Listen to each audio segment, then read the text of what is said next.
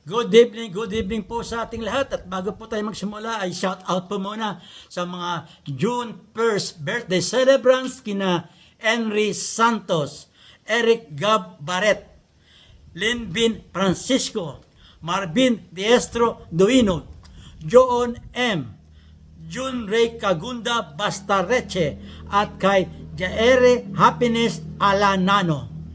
Ganun din po sa mga June 2 birthday celebrants kay Elisa Villaver, my kumare from Zamboanga City, small but terrible. Siya po ay nakapunta sa palarong pambansa, ganun din po sa National Prisa A. Siya po ang traveling lady from Zamboanga City. Happy birthday din po kay Dons Tahores, Ren Joseph Reyni, Doc Alvarez, Noah Michelina, Rome Alama, ganun din po kay Arman Camorongan, aking pong kamag-anakan, Flor Garcia, Marvin Hostalero, at Alfredo Fernando Quizon Santos III. Maligayang kaarawan po sa inyo lahat. Ang ating po tatalakayin sa gabing ito ay tungkol sa free throw. Alam niyo po sa free throw, tatlo po ang katawagan dyan. Free throw shooter, the jumper, and the non-jumpers. Okay, pag-usapan po natin ang mga violation nila. Ito po ang violation ng free throw shooter.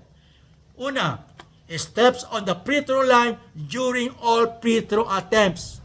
Okay? Pag stepping siya, violation. Pag during the last free throw, violation, turnover na. Pangalawa, the ball completely misses the ring during the last or only free throw. During the last free throw po, kapos siya, hindi tumama sa ring, turnover na po. Kung 3 free throws siya, first free throw, second free throw, kapos, meron pa rin pangatlong free throw. Ganun din, pag 2 free throws siya, first free throw, kapos, pangalawa, kapos pa rin, doon pala mag-turnover. Pangatlo, the ball is at the disposal of the free throw shooter and release the ball more than 5 seconds. So, pag hawak niya ng bola, allowed lamang siya within 5 seconds to release the ball on a shot. Pag more than 5 seconds, violation, turnover. Okay? Pero sa last free throw po yun, nag-turnover siya. Pag first free throw, may 5 seconds siya, meron pa siyang pangalawang free throw. Pang-apat, enters the restricted area while the ball is in the air. Okay, last free throw siya. We're talking about the last free throw. Tumira siya, while the ball is in the air, pumasok siya sa loob. Violation po. Dahil kailangan the ball must touch the ring bago siya pumasok sa restricted area. Panglima, attempts the free throw outside the semicircle. Ito po, may semicircle, katitira ang free throw inside the semicircle, behind the free throw line. Pag tumiris siya sa outside the semicircle, bawal po yung pagsabihan nyo. Pag pinilit niya, tumiris siya outside the semicircle, violation po. Turnover. Sa last free throw po yan. Okay? O kasi sa first free throw, pag first free throw pamasok niya, i-nullify nyo. Makulit eh. Okay? Pang-anim, pegging up free throw. Pag pinik natin ang free throw, wala sinasabi ang FIBA kung first, second, or third. Basta pinik ang free throw, violation. Kung sa last free throw, nag-pick up free throw siya, turnover, violation po. Kahit pumasok siya. Okay? Ano po ang violation ng jumper? Jumper violates when they enter the restricted area while the ball is still at the hands of the free throw shooter during the last free throw. During the last free throw po, okay? During the last free throw, hindi pa nare-release ng free throw shooter ang bola, pumasok na ang kalaban. Violation po siya, rather than jumper. Pag pumasok ang jumper, violation po. Pero hindi mo natin pipito. Wait, what will happen to the ball? Pag itinira niya yan at pumasok, disregard the violation.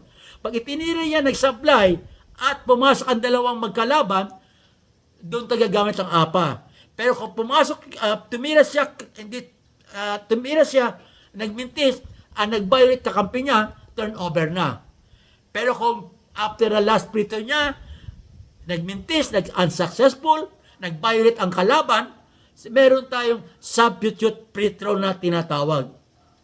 Okay, isa pang violation jumper, distract the free throw shooter by their action on all free throw attempt. So, kung nag-distract siya, tumira ang player, nagmintis yan, meron tayong substitute free throw. Warningan na rin natin yung player kasi pwede siyang ma-technical. Pagka inulit niya pa ulit siya. Warning niya, pag inulit ko yan, technical ka. Yan pong jumper violation. How about ang violation ng non-jumper? Isa lamang po ang violation ng non-jumper. Ang non-jumper violates when they leave their respective places while the ball is still in the air on the lane on the last free throw. Okay? Ang non-jumper po doon sa free throw line extended at doon sa 3-point line, goal line. Okay? Pag natumira sa last free throw si A1 at ang bola is still in the air or malis sa plain places niya attempting to pumasok sa extended area, violation po.